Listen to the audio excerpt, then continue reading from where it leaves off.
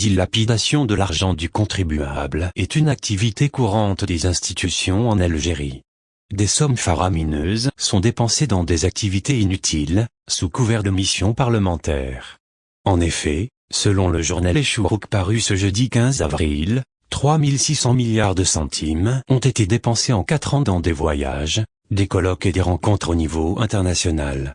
Cet argent a été dépensé dans les activités de l'AP, du Sénat ainsi que de la société civile entre 2018 et 2021. Selon la même source qui cite les témoignages d'un parlementaire, le choix des représentants algériens pour participer à ces rencontres internationales ne se base pas sur leurs compétences.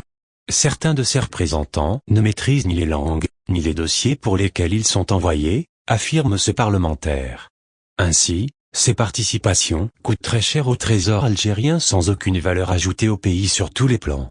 L'Algérie a dépensé cet argent dans les frais de participation à ces rencontres internationales, les voyages des parlementaires, députés et sénateurs, ainsi que des représentants de la société civile. Ces 3600 milliards représentent 790 milliards pour l'année 2018, 790 autres pour 2019, 740 pour 2020 et aussi 740 pour 2021. Ce recul des dépenses en 2020 et 2021 est dû essentiellement à la crise sanitaire.